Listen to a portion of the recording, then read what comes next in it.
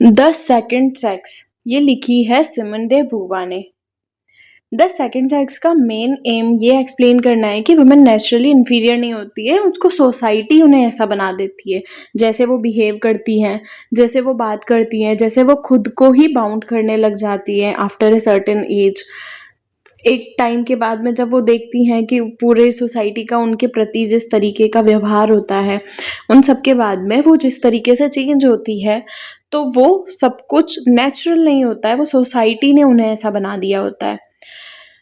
तो ब्यूवा की इस बुक की स्टार्टिंग एक बेसिक क्वेश्चन से होती है, व्हाट इज अ वुमन। यहीं से ये बुक स्टार्ट होती है और ये दिखाता है कि सोसाइटी ने इस क्वेश्चन का आंसर पहले से ही फिक्स कर रखा है कि वुमेन एक्चुअल में कैसी होती है। हम इसको पूरा समराइज करते हैं। इसको 2 वॉल्यूम्स में पार्ट किया गया है। फर्स्ट वॉल्यूम में हम पढ़ते हैं biological data, psycho analytic view, historical materialism, history of women, myths about women. और पार्ट 2 में हम इसमें पढ़ते हैं childhood and upbringing, girlhood, sexual initiation, marriage and motherhood, social roles of women, prostitution and independence, old age and situation of women. हम start करते हैं biological differences से। इस सेक्शन में सिमन डे ब्यूवा मेल और फीमेल के biological differences को analyse करती है, स्पेशली रिप्रोडक्शन के कॉन्टेक्स्ट में। फीमेल बॉडी मेंस्ट्रुएशन, प्रेगनेंसी और चाइल्ड बर्थ जैसे प्रोसेस से जुड़ी हुई होती है, जिसे हिस्टोरिकली वीकनेस या लिमिटेशन के रूप में इंटरप्रेट किया गया है।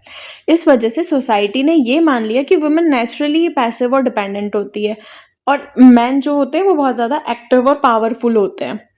बट ब्यूवा इस आइडिया को चैलेंज करती है और आर्ग्यू करती है कि बायोलॉजिकल डिफरेंसेस सिर्फ नेचुरल फैक्ट्स हैं, इनका यूज़ करके सोशल इनइक्वालिटी को हम जस्टिफाई नहीं कर सकते। अगर बायोलॉजी ही डेस्टिनी होती तो हर सोसाइटी में वुमेन की पोजीशन सेम होती, लेकिन रियलिटी में ऐसा नहीं है। इसलिए वो कंक्लूड करती है कि बायोलॉजिकल स्ट्रक्चर वुमेन की कंडीशन को इन्फ्लुएंस ज़रूर करता है, लेकिन उसे डिटरमाइन नहीं करता। उसके बाद हम पढ़ते हैं इसका साइको एनालिसिस। इस सेक्शन में ब्यूवा साइको एनालिटिक थ्योरी को एग्जामिन करती है, पर्टिकुलरली सिगमंड फ्रॉइड के आइडियाज को। सिगमंड के अकॉर्डिंग वुमेन की पर्सनालिटी डेवलपमेंट पेनिस एनवी जैसे कॉन्सेप्ट से जुड़ी हुई है। यहाँ पे पेनिस एनवी कॉन्सेप्ट को हाईलाइट करना, क्योंकि ये एग्जाम पर्पज से बहुत ज़्यादा इम्पॉर्टेंट है। ये जहाँ लड़की अपने आप को लड़के से कंपेयर करके इन्फीरियर फील करती है और इसी फीलिंग से उनकी आइडेंटिटी शेप होती है। ब्यूवा इस थ्योरी को रिजेक्ट करती है, और क्योंकि उनके अकॉर्डिंग ये एक्सप्लेनेशन मेल सेंटर्ड है। सिगमंड वुमेन को इंडिपेंडेंट आइडेंटिटी के रूप में नहीं देखते हैं, बल्कि मैन के कंपैरिजन में समझते हैं।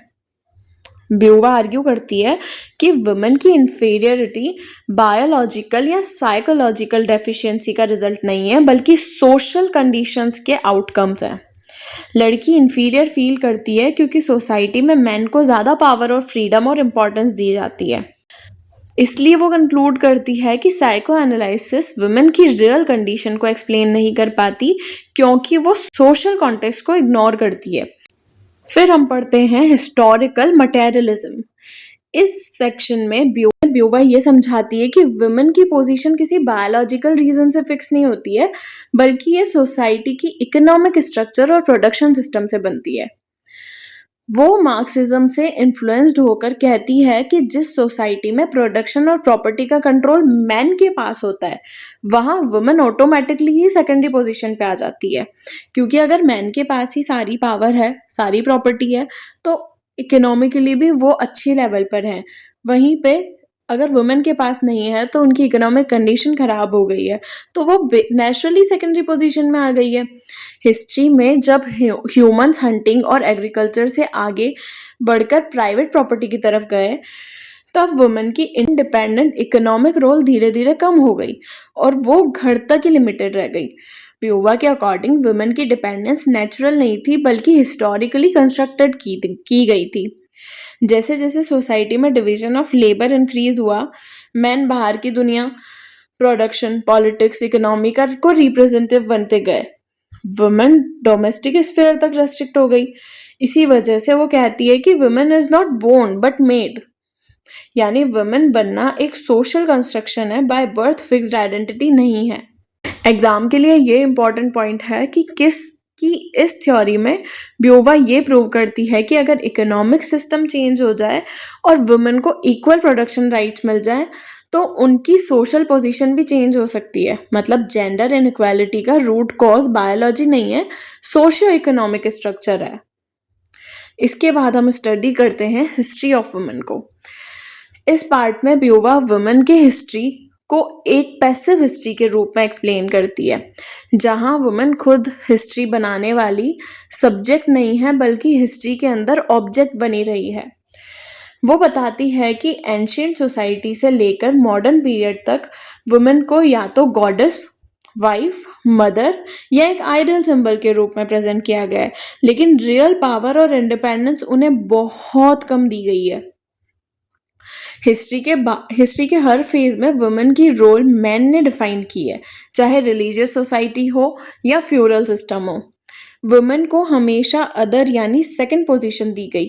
ब्यूवा के अकॉर्डिंग वुमेन को कभी भी कंप्लीट ह्यूमन सब्जेक्ट के रूप में नहीं देखा गया, बल्कि उन्हें मैन के कंपैरिजन में एक सपोर्टिंग या कॉम्प्लीमेंट्री रोल में रखा गया। मॉडर्न पीरियड में इंडस्ट्रियल रिवॉल्यूशन के बाद वुमेन को वर्क करने का अपॉर्चुनिटी मिला, लेकिन सोसाइटी की माइंडसेट पूरी तरह से चेंज नहीं हुई, इसलिए उनकी फ्रीडम इनकम्प्लीट रही।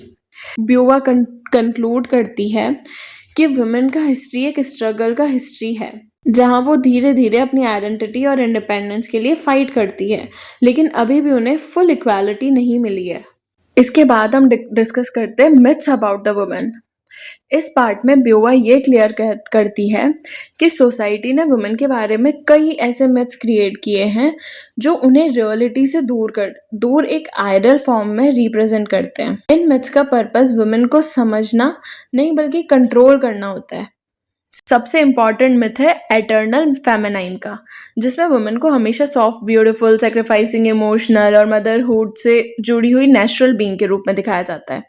ब्यूबा कहती है कि ये इमेज रियल नहीं है बल्कि मेल डोमिनेटेड सोसाइटी का एक कल्चरल कंस्ट्रक्शन है, जिसे वुमेन को एक फिक्स्ड रोल में बांधा जाता है। इसी तरह मदरहुड मिथ, जिसमें ये बोला गया कि हर वुमेन का अल्टीमेट पर्पस मदर बनना है। ब्यूवा के अकॉर्डिंग आइडिया वुमेन की इंडिविजुअलिटी को डिस्ट्रॉय करता है, क्योंकि ये उन्हें एक इंडिपेंडेंट पर्सन नहीं बल्कि रिप्रोडक्शन यूनिट बना देता है। वो ये भी बताती है कि लिटरेचर, रिलीजन और फिलोसॉफी ने भी इन मिथ को स्ट्रॉन्ग बनाया है, जहां वुमेन को या तो गॉडेस या स्लेव के रूप में भी दिखाया गया है। रियलिटी में ये दोनों एक्सट्रीम्स है, जिनका रियल वुमेन की लाइफ से कोई बैलेंस रिलेशन नहीं है। नेक्स्ट हम पढ़ते हैं चाइल्डहुड एंड अपब्रिंगिंग। ये वॉल्यूम 2 में आते हैं। वॉल्यूम 2 स्टार्ट हो गया है, अब हम डिस्कस करेंगे चाइल्डहुड एंड अपब्रिंगिंग के बारे में। इस पार्ट में ब्यूवा ये एक्सप्लेन करती है कि जेंडर इनइक्वालिटी बर्थ से नहीं आती बल्कि बचपन से ही सोशलाइजेशन प्रोसेस के थ्रू डेवलप होती है। बॉयज़ और गर्ल्स को शुरू से ही डिफरेंट तरीके से रेज किया जाता है, जिससे उनकी माइंडसेट और फ्यूचर रोल्स शेप होते हैं। जैसे बॉयज़ को फ्रीडम देना, करेज और पब्लिक स्फेयर में जाने के लिए एनकरेज किया जाता है, जबकि गर्ल्स को घर, ब्यूटी, मॉडेस्टी और डिपेंडेंसी सिखाई जाती है। यह डिफरेंस धीरे धीरे वुमेन को अदर वाली पोजीशन को स्ट्रॉन्ग करता जाता है। ब्यूवा के अकॉर्डिंग एक गर्ल का चाइल्डहुड ही उसे ये सिखा देता है कि वो अपने लिए नहीं बल्कि दूसरों के लिए जिएगी। उसे डॉल्स, डोमेस्टिक प्ले और केयर टेकिंग रोल्स के थ्रू फ्यूचर मदरहुड की ट्रेनिंग दी जाती है। दूसरी तरफ बॉयज़ को एक्शन, कंपटीशन और अथॉरिटी के लिए प्रिपेयर किया जाता है। वो ये भी बताती है कि प्यूबर्टी से पहले गर्ल ये इंटरनलाइज कर देती है कि उसका बॉडी और आइडेंटिटी सोसाइटी की नज़रों से जज होती है, जिससे उसकी एटोनॉमी वीक हो जाती है। Gender is not biological destiny but a product of early social conditioning. इसके आगे हम पढ़ते हैं गर्लहुड। इस पार्ट में ब्यूवा ये एक्सप्लेन करती है कि गर्लहुड वो फेज है जहां गर्ल पहली बार अपने जेंडर की रियलिटी को फुली फील करती है। चाइल्डहुड में जो डिफरेंसेस सब्टल होते हैं वही एज में सोशल प्रेशर और बायोलॉजिकल चेंज के साथ क्लियरली विजिबल हो जाते हैं। जैसे ही गर्ल प्यूबर्टी में एंटर करती है, उसका बॉडी सोसाइटी की गेज का सेंटर बन जाता है।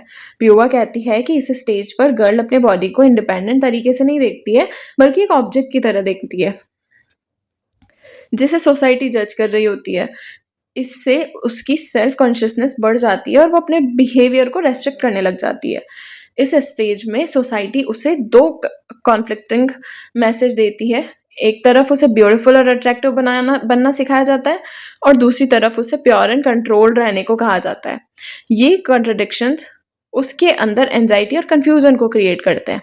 ब्यूवा ये भी बताती है कि धीरे धीरे गर्ल पब्लिक फ्रीडम और प्राइवेट रेस्ट्रिक्शन की तरफ शिफ्ट होने लग जाती है, जिससे उसकी इंडिपेंडेंस कम हो जाती है। ये फेज उसके फ्यूचर रोल एज वाइफ और मदर की साइकोलॉजिकल प्रिपरेशन बन जाता है।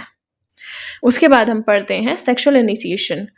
इस पार्ट में ब्यूवा बताती है कि सेक्सुअल इनिशिएशन सिर्फ बायोलॉजिकल इवेंट नहीं होता है, बल्कि इसे पावर रिलेशन और सोशल कंडीशनिंग का रिजल्ट बताती है। उनके अकॉर्डिंग वुमेन के लिए फर्स्ट सेक्सुअल एक्सपीरियंस अक्सर फ्रीडम के बजाय पैसिविटी और इनइक्वालिटी से जुड़ा हुआ होता है। ब्यूवा कहती है कि पैट्रियार्कल सोसाइटी में सेक्सुअल इनिशिएशन मेल कंट्रोल और डिजायर के अराउंड स्ट्रक्चर्ड होता है, जहाँ फीमेल को पैसिव रोल प्ले करने के लिए ट्रेन किया जाता है। इस वजह से ये एक्सपीरियंस कई बार इमोशनल इम्बैलेंस और एलिनेशन क्रिएट करता है। वो ये भी एक्सप्लेन करती है कि बॉयज़ के लिए सेक्सुअलिटी अक्सर असर्शन और पावर का सिंबल होती है, जबकि गर्ल्स के लिए रिस्पॉन्सिबिलिटी, फियर और सोशल जजमेंट जैसी लिंक से लिंक्ड होती है। ये एसिमेट्री जेंडर इनइक्वालिटी को डीपन करती है। साथ ही ब्यूवा ये भी कहती है कि अगर सेक्सुअल इनिशिएशन म्यूचुअल रिस्पेक्ट और इक्वालिटी पर बेस्ड है, तो ये एक्सपीरियंस लिबरेशन का सोर्स भी बन सकता है, लेकिन पैट्रियार्कल सेटअप में ये रेयरली पॉसिबल होता है। एग्जाम पॉइंट ऑफ व्यू से देखा जाए, सेक्सुअल इनिशिएशन शो करता है कि मैन और वुमेन के बीच अनइक्वल पावर स्ट्रक्चर है और सेक्सुअलिटी भी सोशली कंस्ट्रक्टेड है, सिर्फ बायोलॉजिकल नहीं है। इसके बाद हम पढ़ते हैं मैरिज एंड मदरहुड। ब्यूवा के अकॉर्डिंग मैरिज एक ऐसी इंस्टीट्यूशन है जो वुमेन को इंडिपेंडेंट इंडिविजुअल से बदलकर सोशल रोल में कन्वर्ट कर देता है। वो कहती है कि मैरिज को सोसाइटी एक नेचुरल नेसेसिटी की तरह प्रेजेंट करती है, लेकिन एक्चुअली ये एक स्ट्रक्चर्ड सिस्टम है जहाँ वुमेन की ऑटोनॉमी धीरे धीरे कम हो जाती है। मैरिज के बाद वुमेन का लाइफ अक्सर डोमेस्टिक स्फेयर तक लिमिटेड हो जाता है, जहाँ उसकी आइडेंटिटी हस्बैंड और चिल्ड्रन के रिलेशन में ही डिफाइन होती है। ब्यूवा इसे एक तरह से लीगलाइज्ड डिपेंडेंसी मानती है, जहाँ वुमेन को इकोनॉमिक और सोशल दोनों लेवल पर मैन पर डिपेंडेंट होना होता है। मदरहुड को भी सोसाइटी आइडलाइज करती है, लेकिन ब्यूवा इस आइडलाइजेशन को क्रिटिक करती है।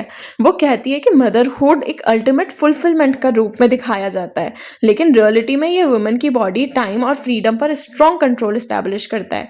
प्रेगनेंसी और चाइल्ड केयर के दौरान वुमेन की बॉडीली ऑटोनॉमी और सोशल मोबिलिटी दोनों रेस्ट्रिक्ट होती हैं। ब्यूवा ये भी कहती है कि अगर वुमेन के पास इकोनॉमिक इंडिपेंडेंस और चॉइस हो तो मैरिज और मदरहुड ऑप्रेसिव नहीं रहेंगे, लेकिन पैट्रियार्कल स्ट्रक्चर में ये दोनों इंस्टीट्यूशंस वुमेन को अदर बना के रखते हैं।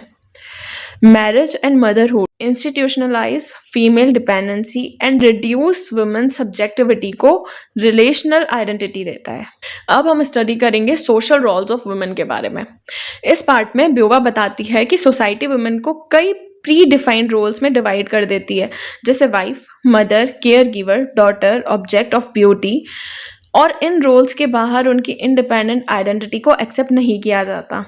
वो कहती है कि वुमेन को सब्जेक्ट बनने के बजाय हमेशा एक रोल परफॉर्मर की तरह देखा जाता है। सोसाइटी उनसे एक्सपेक्ट करती है कि वो nurturing, passive, obedient, emotionally supportive रहे। ये एक्सपेक्टेशंस उनकी फ्रीडम को बहुत ज़्यादा रेस्ट्रिक्ट करती चली जाती हैं। ब्यूवा के अकॉर्डिंग सोशल कंस्ट्रक्शन इतना स्ट्रांग होता है कि कई बार वुमेन खुद भी इन रोल्स को इंटरनलाइज कर लेती हैं और उन्हें ही अपनी आइडेंटिटी मान लेती हैं। ये इंटरनलाइजेशन जेंडर इनइक्वालिटी को और स्ट्रांग बनाता है। वो ये भी बताती हैं कि मॉडर्न सोसाइटी में वुमेन वर्क, एजुकेशन और पब्लिक लाइफ में एंटर कर रही हैं, लेकिन फिर भी एक डबल बर्डन एग्जिस्ट करता है, एक तरफ पब्लिक रोल और दूसरी तरफ डोमेस्टिक रिस्पॉन्सिबिलिटीज। ये कॉन्ट्राडिक्शन उनकी लिबरेशन को इनकम्प्लीट बनाता है। Social roles assigned to women create a structured identity that limits autonomy and maintains patriarchal orders. The second text के ये दोनों वॉल्यूम का हम एक बार 1 पेज रिवीजन कर लेते हैं। सिमोन दे ब्यूवा अपनी इस फेमस बुक में ये क्लियरली एक्सप्लेन करती है कि वुमेन की कंडीशन को नेचुरल या बायोलॉजिकल डेस्टिनी का रिजल्ट नहीं है, बल्कि ये कम्प्लीटली सोशल, हिस्टोरिकल और इकोनॉमिक कंडीशन से कंस्ट्रक्टेड है। उनका सबसे इम्पॉर्टेंट कंक्लूजन है one is not born but rather becomes a woman, जिसका मतलब है वुमन बनना एक बायोलॉजिकल प्रोसेस नहीं है बल्कि एक सोशल कंस्ट्रक्शन है। ब्यूवा के अकॉर्डिंग सोसाइटी मैन को हमेशा सब्जेक्ट, सेंटर और इंडिपेंडेंट बीइंग के रूप में देखा जाता है, जबकि वुमेन को अदर यानी सेकेंडरी और डिपेंडेंट एग्जिस्टेंस के रूप में डिफाइन किया गया है। ये अदरनेस किसी नेचुरल डिफरेंस से नहीं बल्कि पैट्रियार्कल सिस्टम से आती है, जहां मैन पावर प्रोडक्शन और डिसीजन मेकिंग प्रोसेस को कंट्रोल करते हैं। वो ये भी बताती है कि हिस्ट्री में जैसे जैसे प्राइवेट प्रॉपर्टी और इकोनॉमिक स्ट्रक्चर डेवलप हुआ, वैसे वैसे वुमेन की इंडिपेंडेंट रोल कम होती गई और वो डोमेस्टिक स्फीयर तक लिमिटेड हो गई। इस तरह हिस्टोरिकल मटेरियलिज्म के बेस पर वो प्रूव करती है कि वुमेन की सबऑर्डिनेशन इकोनॉमिक और सोशल स्ट्रक्चर से लिंक्ड है, ना कि उनकी नेचर से। ब्यूवा ये भी एक्सप्लेन करती है कि सोसाइटी के बनाए हुए मिथ जैसे एटर्नल फेमिनाइन या आइडल मदर वुमेन की रियल आइडेंटिटी को हाइड करके एक फिक्स्ड इमेज में बांध देती है। ये मिथ वुमेन को गॉडेस के रूप में या सेक्रीफाइस और मदरहुड के सिंबल के रूप में प्रेजेंट करते हैं, जिससे उनकी इंडिपेंडेंट आइडेंटिटी वीक हो जाती है। चाइल्डहुड से ही बॉयज और गर्ल्स को सोशलाइजेशन डिफरेंट तरीके से होता है, जहां गर्ल्स को डोमेस्टिक रोल्स और डिपेंडेंसी सिखाई जाती है, जबकि बॉयज को फ्रीडम और पावर की तरफ इनकरेज किया जाता है।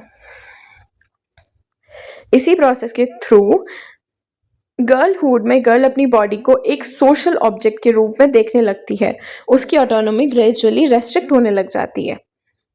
मैरिज और मदरहुड को भी सोसाइटी एक नेचुरल गोल के रूप में रिप्रेजेंट करती है, लेकिन ब्यूवा के अकॉर्डिंग ये इंस्टीट्यूशन वुमेन की फ्रीडम को लिमिट करके उनको एक फिक्स्ड रोल में लॉक कर देते हैं। इस तरह सोशल रोल्स भी वुमेन की आइडेंटिटी को रेस्ट्रिक्ट करते हैं और उन्हें सिर्फ वाइफ, मदर या केयर गिवर के रूप में देखते हैं। एंड में ब्यूवा ये कंक्लूड करती है कि वुमेन की लिबरेशन तभी पॉसिबल है जब वो इकोनॉमिक, सोशल और साइकोलॉजिकल लेवल पर इंडिपेंडेंट हो और उन्हें अदर नहीं बल्कि एक कंप्लीट सब्जेक्ट के रूप में एक्सेप्ट किया जाए। हम इस बुक में मेंशन हुए सारे की कॉन्सेप्ट्स और मिथ का फाइनल रिवीजन करते हैं। सबसे पहले इसमें एक अदरनेस का कॉन्सेप्ट दिया गया था, जिसमें मैंने बताया कि मैन को सब्जेक्ट और वुमेन को ऑब्जेक्ट बताया गया है। यहाँ पे वुमेन को अदर बताया गया है, तो अदरनेस का कॉन्सेप्ट यहाँ से क्लियर होता है। ये पूरा मैंने आपको इसमें इसी थ्योरी में ऊपर डिफाइन कर दिया है। उसके बाद में एक कॉन्टेक्स्ट हमने पढ़ा जो सिगमंड ने दिया था, पैनस एनवी का कॉन्सेप्ट, जहाँ पे गर्ल खुद को बॉयज से कंपेयर करती है और इनसिक्योर फील करती हैं, इन्फीरियर फील करती हैं। उसके बाद में हमने एक मिथ पढ़ा एटर्नल फेमिनाइन का, जिसमें वुमेन को हमेशा ब्यूटीफुल, सॉफ्ट और इमोशनल, सेल्फ सैक्रिफाइसिंग फिगर के रूप में आइडलाइज किया जाता है।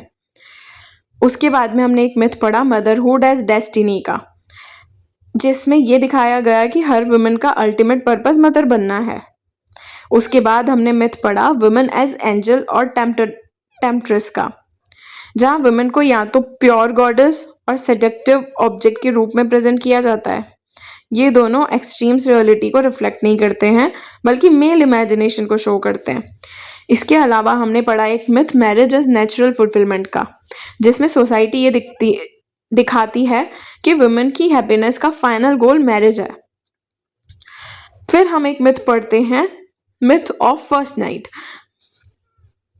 ये भी पैट्रियार्कल कंस्ट्रक्टेड है, जहाँ फर्स्ट सेक्सुअल एक्सपीरियंस को एक रोमांटिक माइलस्टोन के रूप में प्रेजेंट किया जाता है, लेकिन रियलिटी में ये एक्सपीरियंस अक्सर पावर इम्बैलेंस और फीमेल एंजाइटी से जुड़ा हुआ होता है।